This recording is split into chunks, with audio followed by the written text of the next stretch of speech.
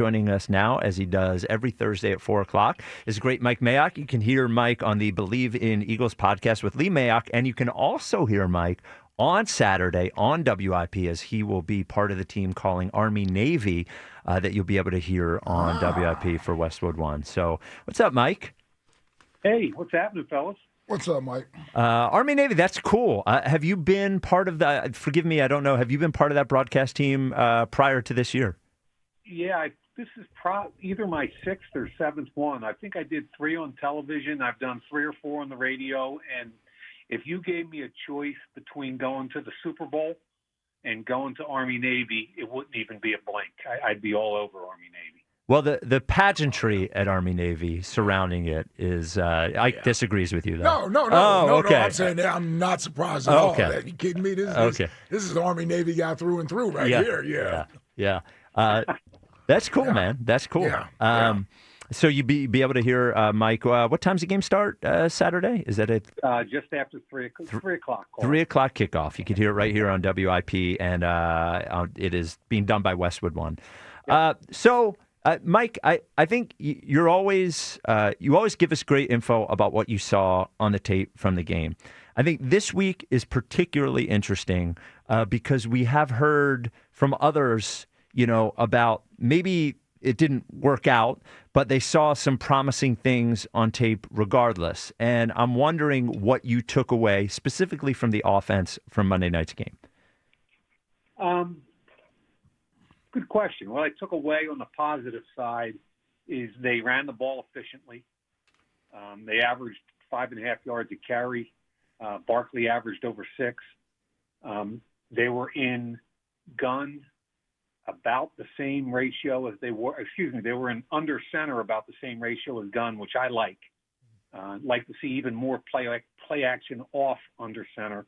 But I thought they were most effective under center in the run game, and I thought that was all positive. In the pass game, obviously, you can sit here and crucify the quarterback for some decisions more than anything. But you can't turn the ball over 5 times, and I get all that. However, he also made some really good throws, especially late in the game. The late in the fourth quarter, I think it was, the fade route to AJ that he frankly dropped in the end zone.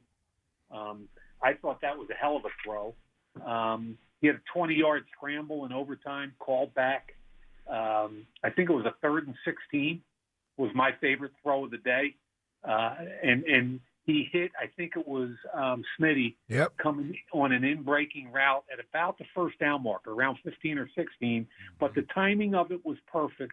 The location of it was perfect. So he got the run after catch. And, from a concept perspective, they had Goddard running curl in front. I mean, I just like the overall timing of that play, and I don't think you see it all the time with these guys. He had another shot, a fade versus press in overtime, where he took a shot from a blitz, and I thought it was a good throw. A.J. Brown couldn't catch up with it. He had that 16-yard throw expanding to his right in overtime again. So I'm just talking about late in the game. With the game on the to Goddard, I believe. So all those things to me were good things. And obviously that the interception to me is inexcusable. It's first down. You're on the 17-yard line. They were in a too high look, and it was an RPO. That's a give look all day long. Give the ball to your running back on first down. Don't ever take a shot with a cloud corner, that's sinking back under your corner route on first down. And it was a decision. It was bad. So I don't know if I answered your question the way you wanted, but I saw some really positive things, I thought. But overshadowing all of it, obviously, is the turnovers. And my opinion is it's going to be a one-game aberration for him. I think you're going to see a clean game going forward. So I didn't ask you to prepare for this. So if you didn't look at this specifically, it's no problem at all. I mentioned the guys. I listened to Nick Foles break down the game earlier today, and he mentioned 2 things. He mentioned some positives. One of the things with Jalen is that there were 2 things that he was critical of. One was he thinks his fundamentals are not good, like footwork. I think he said the word broken a couple of times. And then the other, in terms of progressions, he said he noticed him not going through the progressions that he would have gone. And he said he's familiar with the offense. It's Frank Reich's offense, which he played in. Did you see any of those things in terms of fundamentals, footwork and timing, and then progressions? Did you see any of that? I think the progressions thing is really intriguing to me, and I've got it all over my notes. But at the end of the day, the quarterback that you listen to today, Nick Foles, is a very different stylistically than Jalen Hurts. Mm-hmm. Yep. And what I've been trying to say, I think, all year is the same guys in your building that were all upset this summer when Jalen was, quote, only ranked the number 6 quarterback in the league after a Super Bowl winning year are the same guys that are jumping down his throat now. And to me, he's still the same guy with a one-game aberration with these turnovers. To me,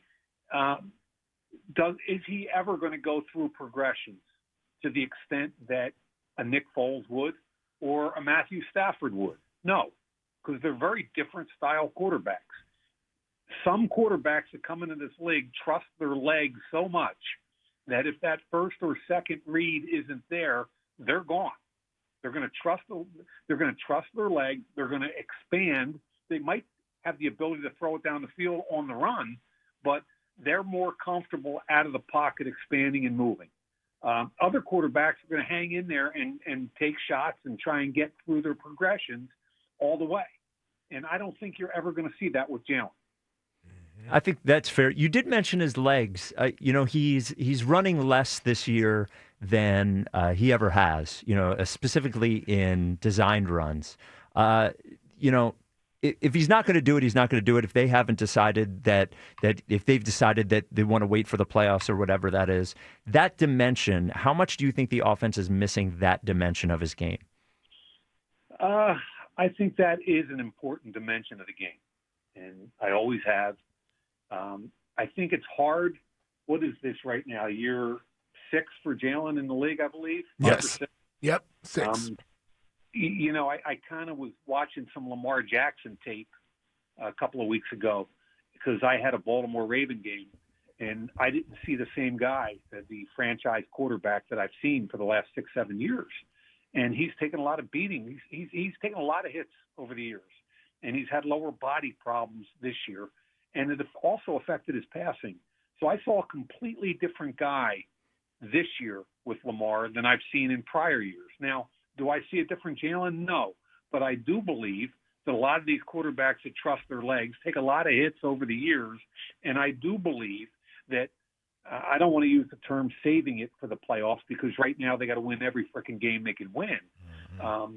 But I think the coaching staff and Jalen has got to be cognizant of opportunistic times for him to have planned, not scrambles, but planned quarterback runs. And typically that has been in critical situations, 3rd down, 4th down, later in the game when you got to have it kind of moment.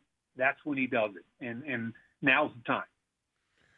I got one more for you on the offense, Mike. The reports last week about Coach Sirianni being more involved during the meetings, being a little bit more vocal out there in the practice field on the offensive side of the ball. Anything noticeable that you saw with the offense Monday night that certainly looks like that he may have had some sort of influence or impact on the game plan or the calling of the game? Well, I think he even agreed after the game that he did get more involved, and yep. He did spend more time, and I give him credit for that. He's the head coach. He has an offensive background. If the offense isn't working, it's incumbent upon him to try and help fix it. Mm-hmm. So I think he should be heavily involved. That's point number one. Point number two, I think you saw them do some different things as far as some motions. I think what he's called it was some concepts where they were trying to get to explosive plays. I absolutely loved, and even though it wasn't a pass, the 52-yard play by Barkley off kind of the fake tush push. I thought that was creative and built on something that's one of their hallmarks, the tush push. In the past game, I thought they used a little bit more motion and rubs. I'm big on, and Ike, you and I have talked about this before. It's hard on defensive players when you're getting picked and rubbed and motions, and I think I felt like I saw a little more of that. So I can't tell you for sure. I wasn't in the building, but that's what I saw. Yeah. Look at that defense, Mike. They had a couple games against the Cowboys and the Bears that were very unlike Vic Fangio type of defenses, giving up explosive plays. I thought Monday could have been their best defensive effort of the season. Jordan Davis, N'Kobe, Cooper DeJean, Quinyon Mitchell. I mean, just plays at all three levels. Players at all three levels making plays. How impressive were you with the defense on Monday night? I love the way they were flying around. It looked, and to your point, it looked to me like it really mattered for every single guy on that field. And I'm not trying to say it didn't the 2 weeks before. Mm-hmm. They're without Jalen Carter. They got their butts physically whipped against Chicago.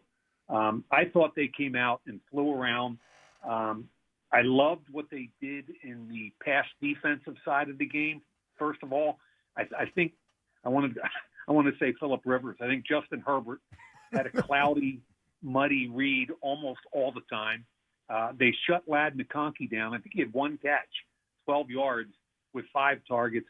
And admittedly, their quarterback was beat up, but I thought they did just a great job in the pass game, making him bring the ball down. Cloudy, muddy reads, which I love to see. And then in the run game, the quarterback had 10 carries for 66. Outside of that, the running backs averaged about 3.5 yards a carry. So, Ike, I'm with you.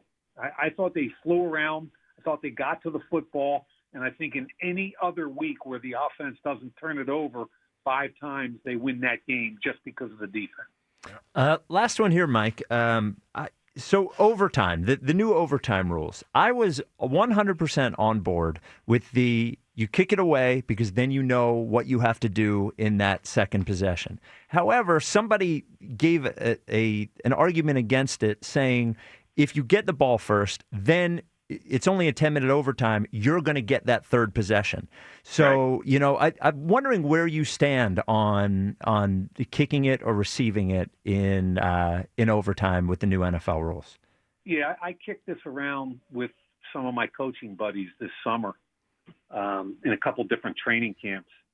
And we talked about the third possession, and the 10 minutes and how often would there be a third possession, how much time is left. That's a huge advantage if you get the ball back in the third possession.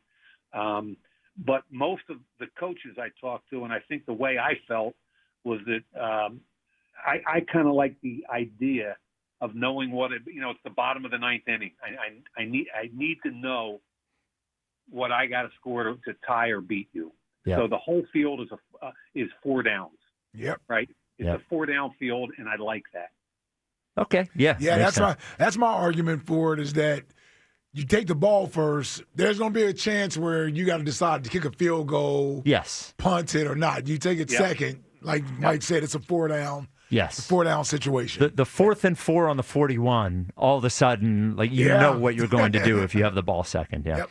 Correct. All right, Mike. Well, thanks as always. We'll talk to you next week, and have a great game on Saturday with Army-Navy. Yep. I appreciate it, guys. Thanks, fellas. Bye, Mike. There he is, the great Mike Mayock.